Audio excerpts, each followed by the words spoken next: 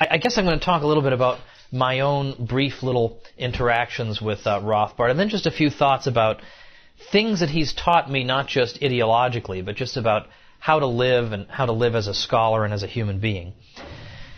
Now, it is the case that in high school and early college, I was the thing that I most hate now, which is I was one of these moderate, middle-of-the-road Republican Party hack types. That's who I was. I was bad on everything. Like there's almost every issue you can think of, I took the wrong side. But I was sort of okay on the economy. But even there, we can't be extremists about this. We have to be reasonable. But when I got to college and I went to Harvard, I'm surrounded by insane idiots, and I thought, whatever these people are, I think I want to be the exact opposite. I want to find out whatever that is. And it so happens that I started going to libertarian seminars of various kinds, and I saw a magazine ad for the Mises University. I had not had any connection to the Mises Institute before. This was back in the old days when people used to read magazines, right? You had to hold something in your hand and read an article, and there was an ad in there. And it worked. It roped me in. I wrote away and said, yes, I would like to attend your seminar. Please send me the materials. And I licked it and sent it away, and I waited in the mail and got it. Unbelievable. These are the old days. In fact, in those days, I remember thinking to myself, well, since everything's already been invented, we've got TV and radio, we've got the Commodore 64, I won't have to be in that awkward position of telling my grandchildren, well, in my day, we didn't have. I'll say to my grandchildren, yep, we had all these things. But it turns out I can't say that at all because I couldn't even conceive of the Internet and everything. So I went to the Mises University in 1993, and this was out on the West Coast, and I got a chance to meet Rothbard. Now, I had gotten to know about him a little bit, obviously, from reading the materials that they send you for Mises University, and I read them all like crazy. I read the recommended stuff. I read everything they wanted me to read. And it so happened it was right around that time that National Review magazine, some of you may know, was founded by William F. Buckley in the mid-1950s, actually ran a little excerpt from a speech Rothbard had given in 1992. Now, I had never heard of this guy before, and now suddenly everywhere I look, there he is. So here I am, a faithful subscriber to National Review, which was not as much of a crime then as it would be today, because at least they had some people who could write and were kind of funny. It was much better than it is now. So, and I'm reading this speech, and the part of the speech they've excerpted, of course, is the part where Rothbard goes after Bill Buckley and really gives it to him hard. And it's the first time I had ever seen anyone go after Buckley, who was sort of a hero of mine, on grounds other than he hates the poor and, the usual thing you'd say to anybody who believes in the free market. I thought, wow, I can't believe, who is this guy? Man, who the heck is this guy who's been hidden from me my whole life, and then suddenly he pops up everywhere, and he's so iconoclastic, he's going after people I like. Who could this guy be? So first Mises University, we all gather, that I went to, we all gather there for the first lecture of the event. It's the first night. We do it that way this time, except now we have Guido giving the first lecture. Well, here it was Rothbard would give the first lecture. Before that first lecture, every faculty member is introduced, and they're introduced in alphabetical order, but with Rothbard at the end, deliberately. So then they introduce Rothbard, and everybody stands up and cheers like crazy. So that the guy does get some recognition, even after all the stabs in the back and betrayals that he's had to live with. There it is, all the young people going crazy for this guy. And he gets up and gives the opening lecture, sets the tone for the whole week. Good luck following this guy. And for some reason, the one thing I remember most vividly about it was him talking about the Panic of 1819. And he said, now, I'm the world's foremost expert on the Panic of 1819. And I thought, whoa, wait a minute.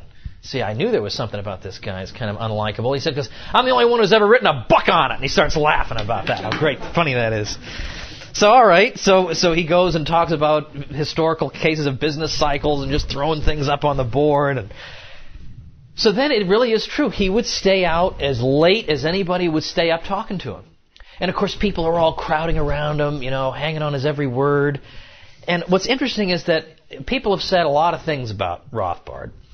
But the one thing that even his worst enemies have never said was that he was arrogant. Like, no one would even try to pretend that that was true about him. I mean, he seriously would sit there and listen to you, drone on, even if you've got only the most superficial questions.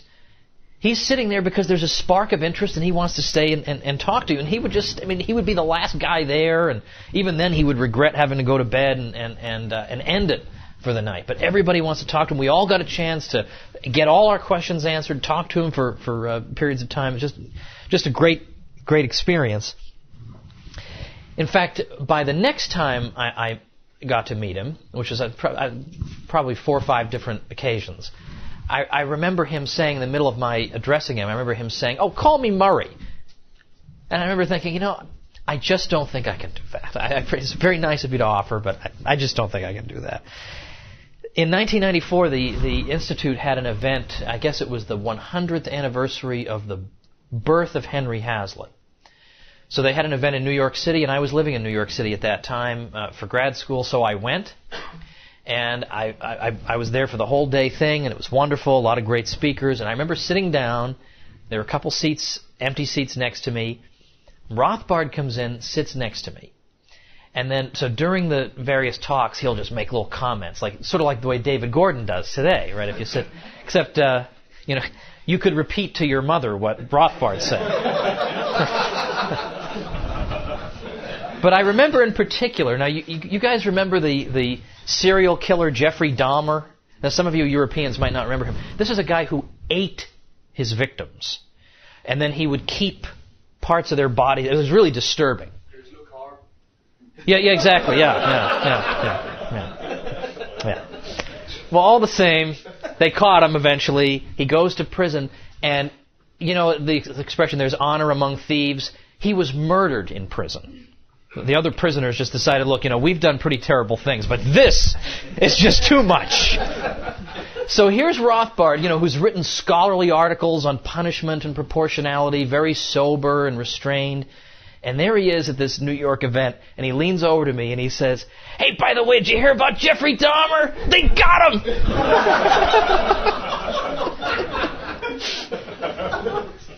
Now, I remember I wrote to him because I heard that this guy, in the midst of writing 50 zillion things, that he would correspond with you, even if you're just some schmo. And I thought, well, let's see, I'm some schmo. Let's test out this theory.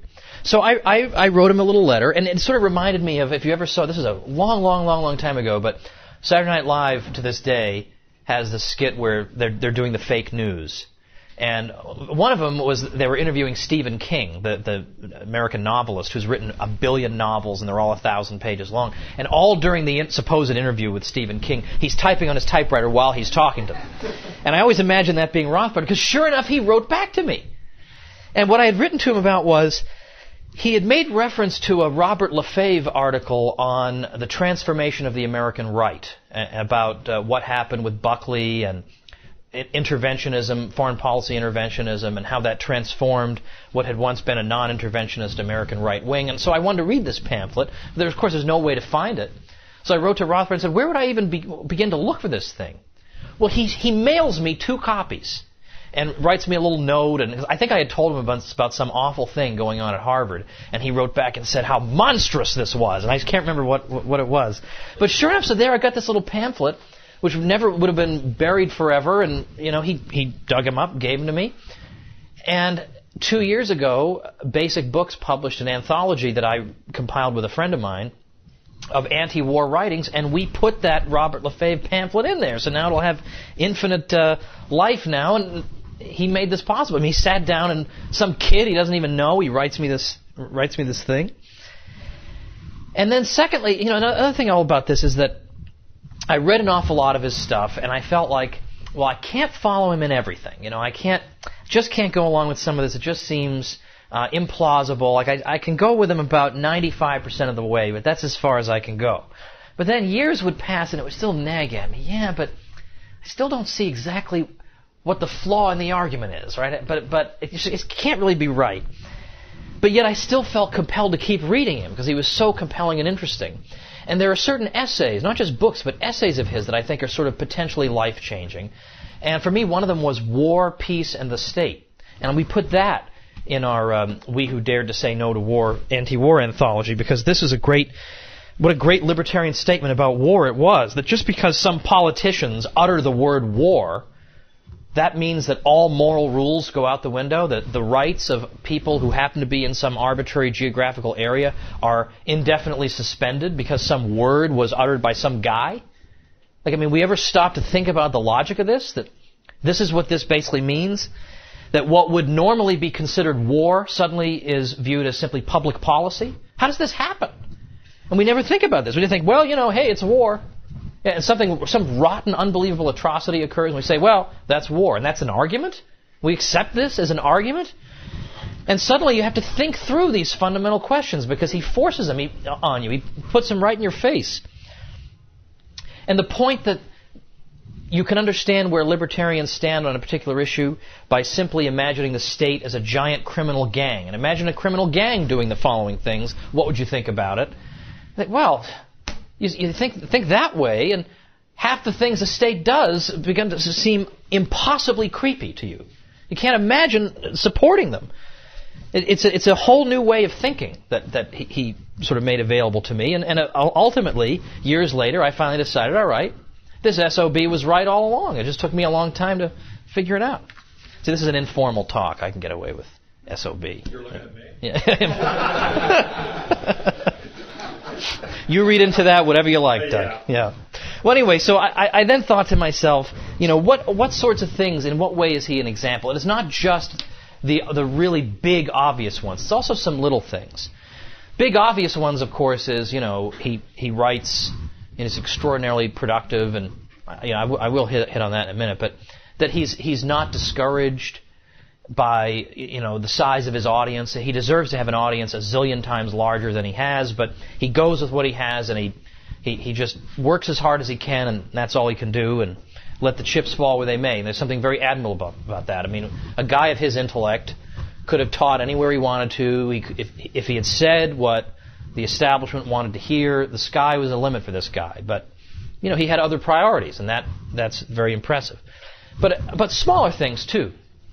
One of them is he's ready to learn from everyone. He doesn't say, well, this guy is terrible on such and such issue, therefore there's nothing valid that he could ever have said, and probably he eats fetuses too. Which seems to be what happens a lot today, that so-and-so is an enemy of mankind because on these two issues I disagree with him. Now, I mean, Rothbard thought, well, look, given my views, hardly anyone's going to agree with me on everything, so I'm going to learn from people I can learn from. And they might be people on the left. Well, so what? If they have some discovery, I want to glean something from it. Whereas today, even among people in our circles, it seems sometimes that we have difficulty saying, well, this person is good on this and bad on that. So I'll learn from him on this and not on that. Like, this seems like it should be easy, and it was easy for Murray. It should be easy for us. Also, of course, be productive. But I remember one of my favorite lines, it's sort of one of the most pathetic lines, unfortunately, in Animal Farm, is when anything bad would happen, anything would go wrong, Boxer's response to it always was, I will work harder. That was how he would respond to some setback. I will work harder. That's something I think we can take away, is that as everything collapses around us, we just think, I will work harder. I'm not going to let these bastards discourage me, even as they do the wrong thing consistently. They grind our faces in it. I will work harder. And you have Rothbard as an example. But I mean, like with me, for example, like half the reason I got this ridiculous thing, like I had resisted getting one of these ridiculous things. Like I always want, I just had the flip phone. I just need it in case, the house is burning down. I want to know about it. Your house has burned down. At least I'll know.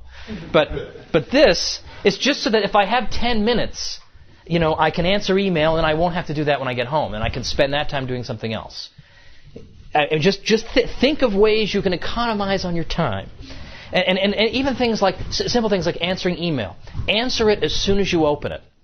You'd be tempted to say, oh, I'll get back to this later, but then right away you're wasting time, because then when you open it again, you have to, even very briefly, you have to reacclimate yourself and remind yourself what this was about. Waste of time. Try and answer it as soon as you open it. Just little things like this. because we've got a lot to do and not enough manpower to do it. So we have to maximize our use of our time. Also, sort of know your stuff. Like Rothbard always knew what he was talking about. Consistently knew what he was talking about. Whereas a lot of times I think we got people so eager, young people so eager to get out there and fight against the bad guys that they feel like they're going to read 2 articles and then go out and debate Paul Krugman. And I always want to say to them, that's going to take at least 3 articles. And then finally, I think it's the case that you're going to have enemies if you're in public life to any extent, and you're doing a lot of writing and you're taking really hardline positions, very principled positions. You are going to have enemies no matter what you do.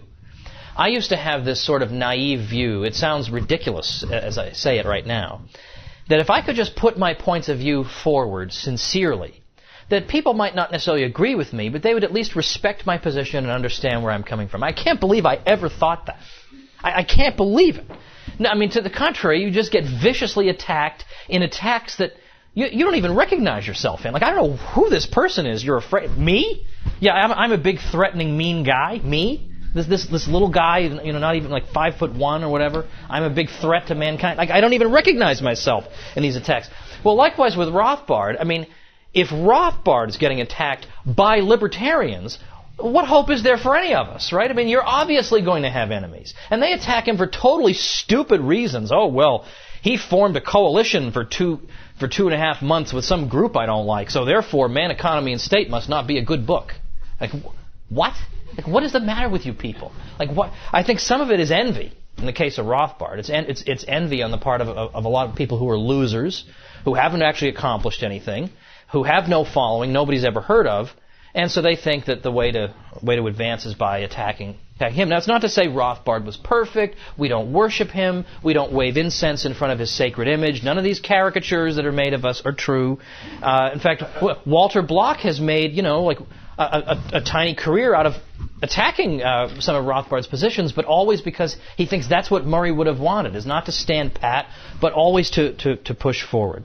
So this is where we are. Learn from everybody, work like crazy, fight against the bad guys regardless of the odds, because it's a lot of fun to do.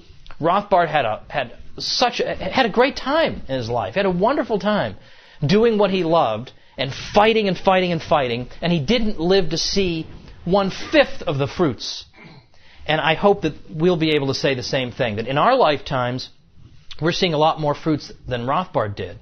But perhaps long after we're gone, the people who will follow us will see victories that today we could only dream of.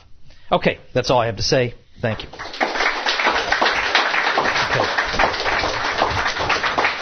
Okay. Now, I don't think there would be questions, but you're certainly free to ask any, like what are you serving tonight or whatever. Yes? I'm curious, you as a historian approaching Rothbard's work as a historian, so this aspect of his work, what have been sort of the greatest things that you've taken away from him? Not less in sort of content-wise, but more in his approach to history.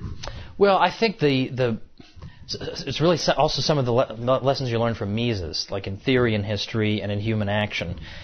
How to study history and just understanding that you can't, and I know this sounds obvious to us, but it did not sound obvious to any of the colleagues I've had, that you can't just go and look at raw data and expect an explanation of events to jump out at you. I mean, how can you distinguish between things that just happen to occur one after the other in temporal sequence from things that, one thing being caused by another thing? How can you know that in the social sciences in the absence of theory? So you have to understand the world before you have to have some template that you can apply to the data that you're examining.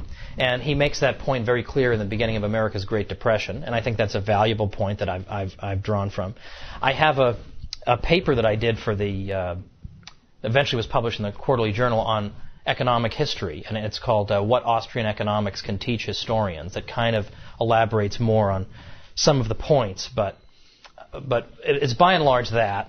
And there are certain things that the Austrian will know to look for that another historian wouldn't know to look for. And I mean, business cycle is obvious, but when you see like the Great Depression, you kind of at least know, well, here's where I'll start looking. I mean, here are the causal factors that I would expect to contribute to something like this. Let me go see if they actually turn up. So that sort of knowledge helps you to navigate and understand what would be relevant and what's dispensable. I'm not sure the source for this, but I've heard of something called the Rothbard law or the Rothbard rule, which he said that people tend to specialize in what they are worst at. And he mentioned Milton Friedman was worst at monetary theory, so he specialized in monetary theory. Where did that come from, or what's the... what's the evidence for it? Okay. What did he think of this? Well, I don't know. I mean, David might know when or under what circumstances he thought of it. But I mean, there are also intra-Austrian applications of the theory, And I don't know if we want to get into naming names here. But these are people that, in the broad scheme of things, like if there is an Austrian heaven, these are people who would get in. They might have to go to purgatory first for a little while. These are people who would probably get in. But, so I don't know. I mean, you can discuss that at the seminar. But, people who are really good, let's say, on praxeology, not so good on banking. What do they spend all their time on? Well, they spend all their time on banking. And I don't know if that's all. I know I've come across people who are sort of like this. Like there are people who, like I've written myself just insane on this subject of distributism, which is this idea of kind of like right-wing traditionalist alternative to the free market, where it's going to be a lot of local self-sufficiency and a lot of people producing a lot of their own goods, and this way we don't have to worry about the free market and all its ups and downs. Everybody can have his own sort of security in that way. And it's just, if you want to live that way and withdraw from the division of labor, go ahead and do it. I don't care. Just why keep writing about it? Just do it. But a lot of the people who write about that are so good on so many other things, foreign policy, whatever. They've got such good sense. But yet, what do they spend all their freaking time on? It's this everybody needs to have a cow stuff. Like I don't know. Yes. You mentioned that if you're, for lack of a better word, a public intellectual, you will just inevitably have enemies, and inevitably some of them will be a little vitriolic, let's say. How would you recommend dealing with that on a personal or an interpersonal level? Yeah. That's a really good question. I mean, to some extent, you have to figure that you can't escape it ultimately. So what you just have to do is just basically be the best person you can be, so that everyone who meets you knows if they were to hear you be attacked or portrayed as the devil, well they'll be skeptical. They'll say, well, he seemed okay to me, right? Like I didn't notice him eating children at the time. So that helps. YouTube helps because if people can see you talking a lot, they'll say, well, again, this guy is not coming across like a Klansman, so I'm inclined to think maybe he isn't one. So things like that. I think all you can sort of do is, because like I've got stuff that people keep bringing up about me from 50 billion years ago, and it's like no, like so where there is no solution, there is no problem. Like there's nothing I can do about that. Nothing I can say. Nothing I can do to satisfy certain people. So because there is no solution, there is no problem. So just carry on, just forge ahead, and just keep writing. Just build up a big archive of writing so that when they say, well, gee, I used the Wayback Machine, I found some stupid article he wrote 15 years ago. Okay, well, without having to use the Wayback Machine, here are 15 billion things I just wrote in the past 2 months. Like maybe that might have some relevance to this. So just keep doing that so that you reach more people, you bring more people into what we're doing, and then on a personal level, if you are concerned that you're being attacked, well, the more you work and the more you write and the more you speak and the more people you meet and conferences you go to, well, those people are going to say, well, gee, I kind of like this guy. And if in the very unlikely event they come across somebody attacking you, because most people don't spend all their time monitoring attacks on people they read. Most people don't. If they do, they'll say, well, these people are ideological, crazy lunatics who attack everybody. So, I assume it's wrong and just move on. That's the best you can do. Now, I do have one thing that I'm going to do, because when my nullification book comes out, you can immediately. I mean, we don't need to engage in. Like, I don't need a crystal ball. I can tell you exactly what's going to happen. Woods, who hates everybody, other than people who are half Armenian and half French Canadian, or whatever it is that I am. He hates everybody, so nullification is his sinister plot to oppress everybody. Because if Vermont nullifies a federal law, well, slavery's coming back, right? I mean, I don't understand this. But they will have some sinister explanation for this.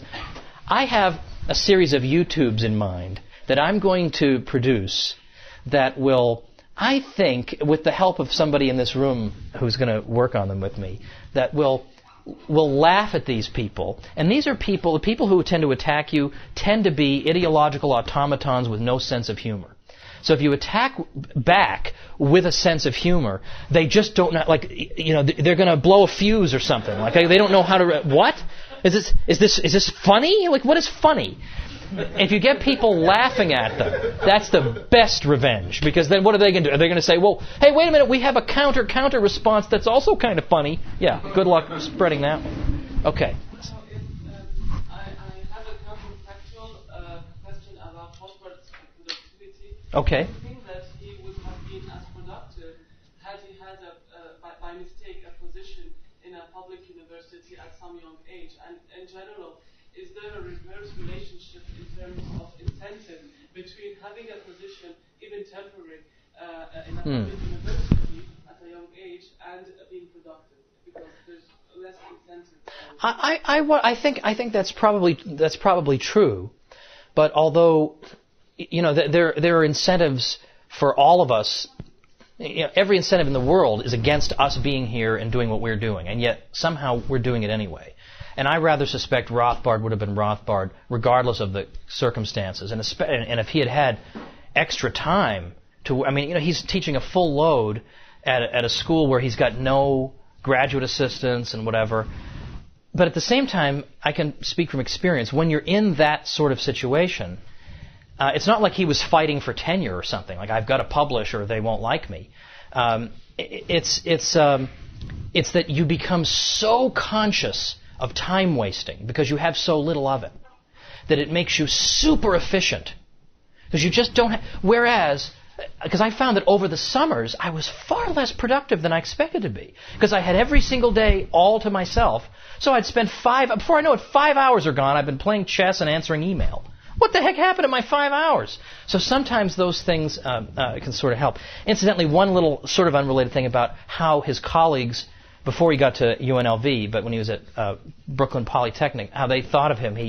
He's reasonably respected, but he says that, they're basically, a lot of these people are Marxist types. He says, so they asked him once to give a lecture, a public lecture about, just tell us, what is this Austrian economics that you're doing? And just give us a public lecture about it. He said, so I went up there and I started talking about praxeology. I started from the beginning, and I was just saying, human beings have goals. And he said, right there they were questioning me. Right there, human beings don't have goals, they were saying to me. He said, so I was spending like an hour and a half on human beings have goals. He said, because they sort of felt like as soon as they admit one of my points, it goes automatically to laissez-faire. So they're going to cut me off right at the beginning. Oh, gosh, good luck fighting with these people. Okay, anything else?